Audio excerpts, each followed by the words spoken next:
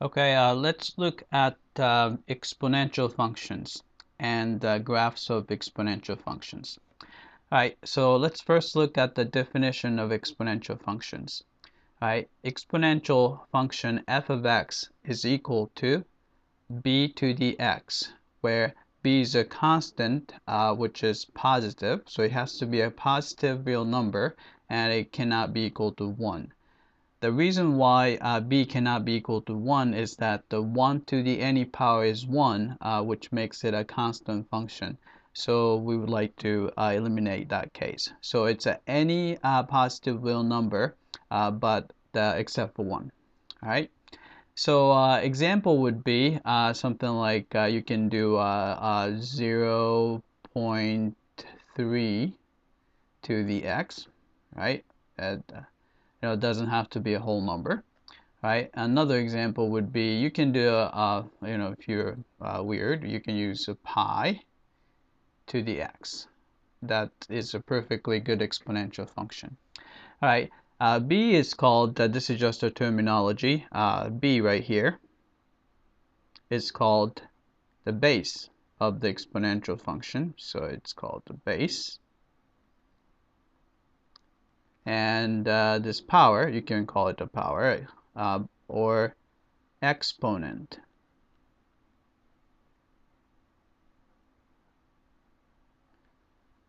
of the exponential function. All right, and domain and range are fairly easy.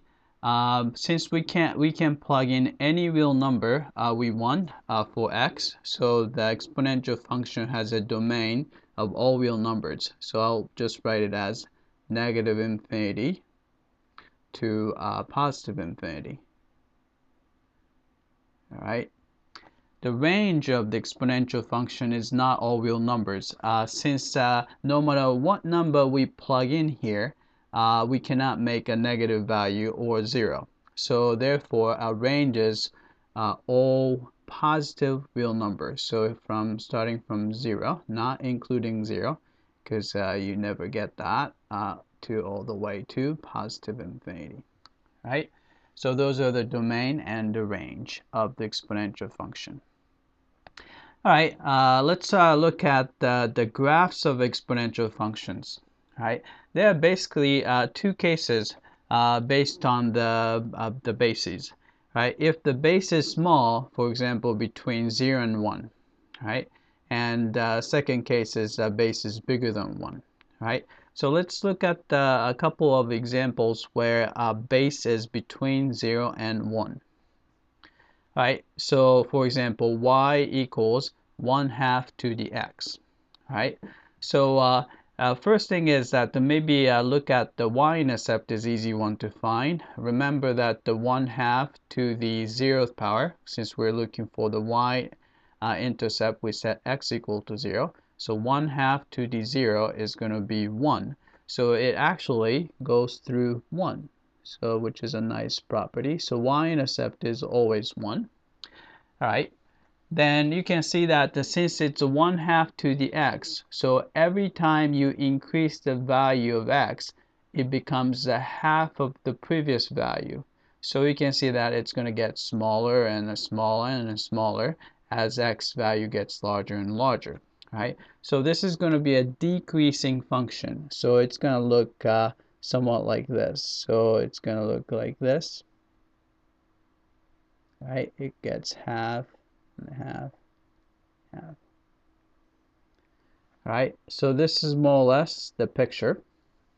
Right, the comparison between 1/2 to the x and 1/5 to the x. Right, as you can see that it's going to be a very similar picture, except that the base is even smaller, which means that every time x increases by 1, it becomes 1/5 of the original previous value. So it gets smaller faster, right? So it's going to be a steeper graph than the 1/2 to the x. So here's a ballpark picture. So if you look at that, it's gonna decrease much faster, right? So it's gonna look something like that, right? Right, so this is the graph of 1/5 to the x, and this is compared to that, this is going to be the graph of the 1/2 to the x. All right, so you can see that if you have a smaller base, it's going to decrease faster, right? And you can see that the graph is throughout the x-axis, so you can see that the domain is going to be all real numbers. And the graph stays above the x-axis, which means that the range is going to be all positive real numbers. All right, so let's look at the second case where base is greater than 1. All right, so right here, here's an example where base is e, right? Here's a note. Right, note that e is just a number, so don't be scared of that letter. E just as a number, which is about 2.7, right? Right, for now, we don't have to worry about the precise definition of the number e, but all you need to know is that e is just a number about 2.7, so it's definitely greater than 1, right? Right, so you can see that so e to the x is going to be about the same thing as 2.7 to the x. So which means that every time you increase the value of x by 1, it's going to get multiplied by about 2.7. So it's going to be an increasing function. So a graph of e to the x looks like this. So it's going to be increasing function, and y-intercept is still the same as 1. So here is 1. All right, and the difference between e to the x, which is about 2.7 to the x, and 5 to the x, all right?